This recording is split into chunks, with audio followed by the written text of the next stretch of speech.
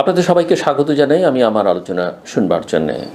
Justice নিয়ে আমরা প্রচুর কথাবার্তা বলি, কিন্তু মব জাস্টিস সেটা সাম্প্রতিক সময়ে গত কয়েক মাসের সবচেয়ে আলোচিত বিষয় এবং আতঙ্কের বিষয়। প্রধান উপদেষ্টা প্রফেসর মোহাম্মদ ইউনূস আইনের শাসনের কথা বলেছেন। আইনের শাসন তো নেই, বরং সেটা এখন যত্রতত্র যার তার হাতে। আইন শৃঙ্খলা পরিস্থিতির চরম অবনতি, গণপিটুনি এবং মাঠ প্রশাসনের চ্যালেঞ্জ। হ্যাঁ, প্রশাসনের অনেক সমস্যা আছে, তাদের নিয়ে আমাদের অনেক অভিযোগ আছে। বিগত সরকারের আমলে তারা দোষর হিসেবে কাজ করেছে, সবটাই সত্যি। কিন্তু প্রশাসন ছাড়া তো একটা রাষ্ট্র সরকার চলে না, সেটা আমাদের মাথায় রাখতে হবে।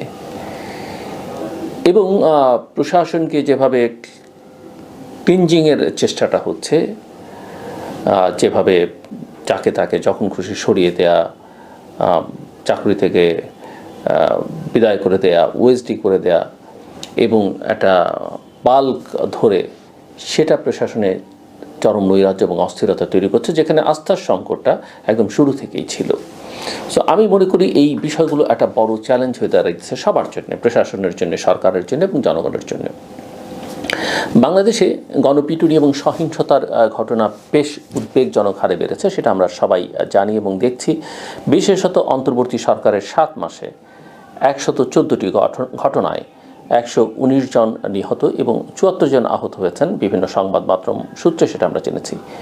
মানবাধিকার সংস্থা human rights support society HRSS এর তথ্য অনুযায়ী গত 10 বছরের গণপিটুনির কারণে 792 জনের মৃত্যু হয়েছে এবং 765 জন আহত হয়েছেন।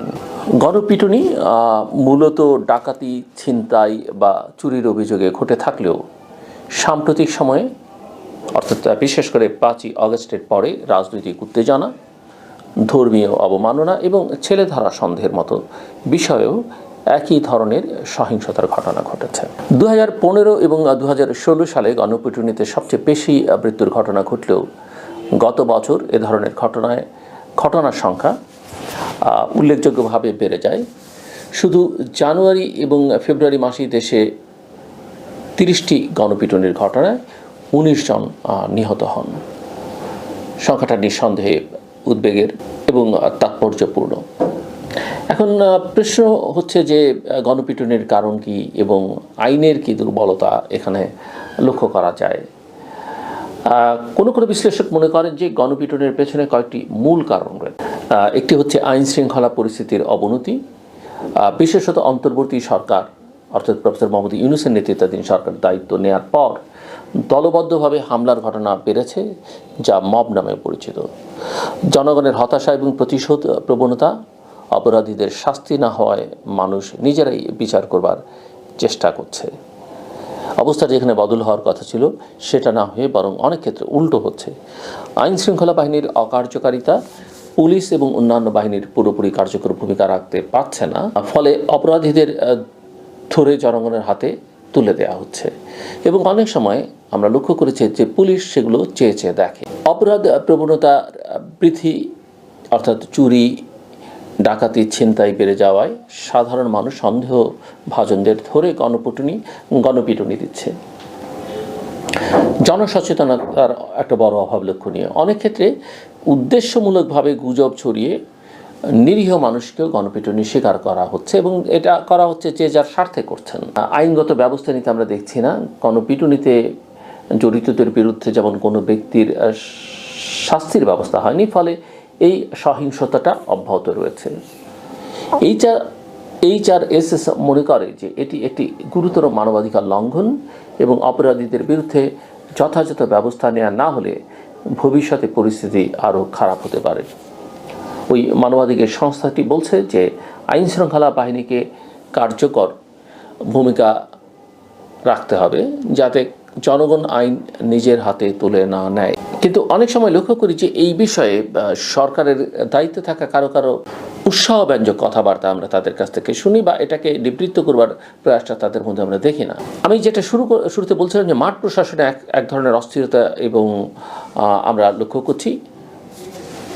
শুধু অস্থিরতার কথাই বলছি কেন, মাঠ প্রশাসনে আমরা একটা রাজনৈতিক চাপও লক্ষ্য করছি।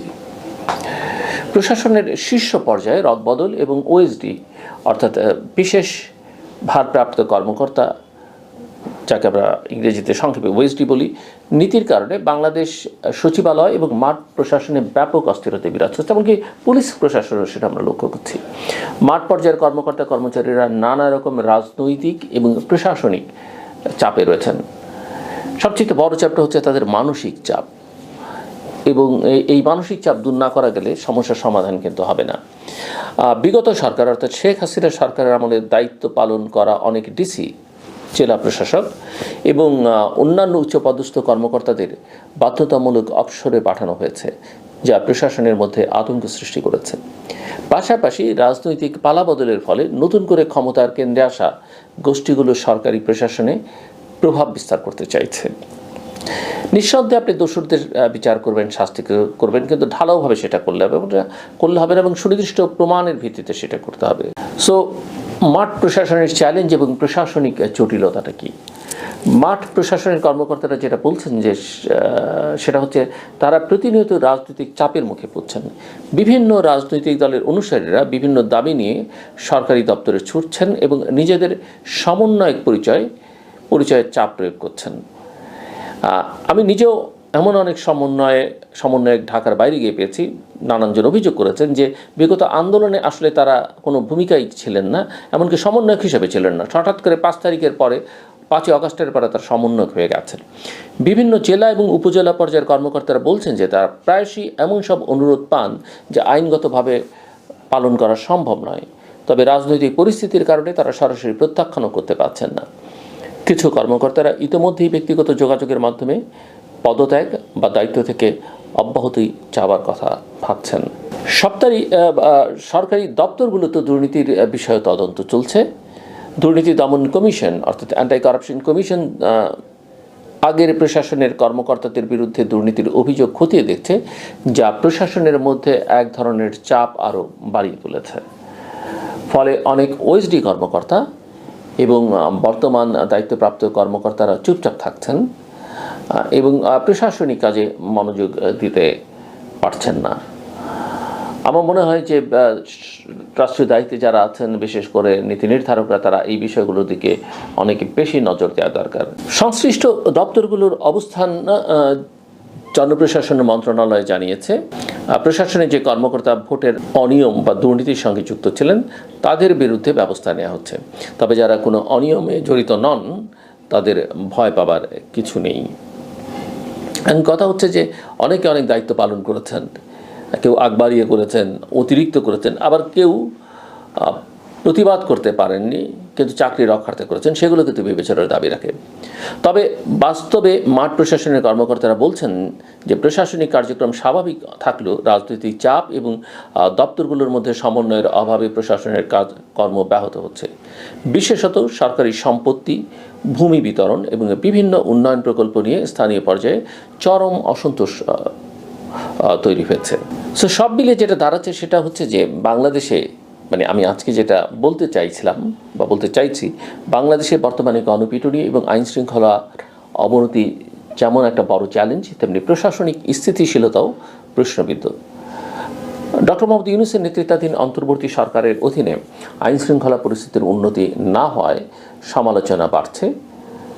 বিশেষত অপরাধীদের শাস্তি নিশ্চিত না করা এবং রাজনৈতিকভাবে নিরপেক্ষ প্রশাসন পরিচালনার ক্ষেত্রে সরকার যথেষ্ট কার্যকর ভূমিকা রাখতে পারছে না বলে অভিযোগ উঠেছে। এবং এই অভিযোগ যে অসত্য বা বেশি বাড়িয়ে বলা, সেটাও কিন্তু বলা যাচ্ছে না।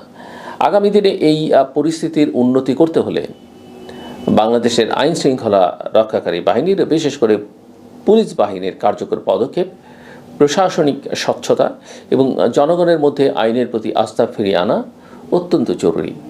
নইলে যেটা হবে যে রাজনৈতিক অস্থিরতা এবং সহিংসতার মাত্রা আরও বাড়তে পারে, যা বাংলাদেশের অর্থাৎ আমাদের দেশের সামগ্রিক পরিস্থিতিকে আরও অনিশ্চিত করে তুলবে। আমার কথা শুনবার জন্যে আপনাদের অনেক ধন্যবাদ। আপনারা সবাই ভালো থাকবেন এবং নিরাপদে থাকবেন।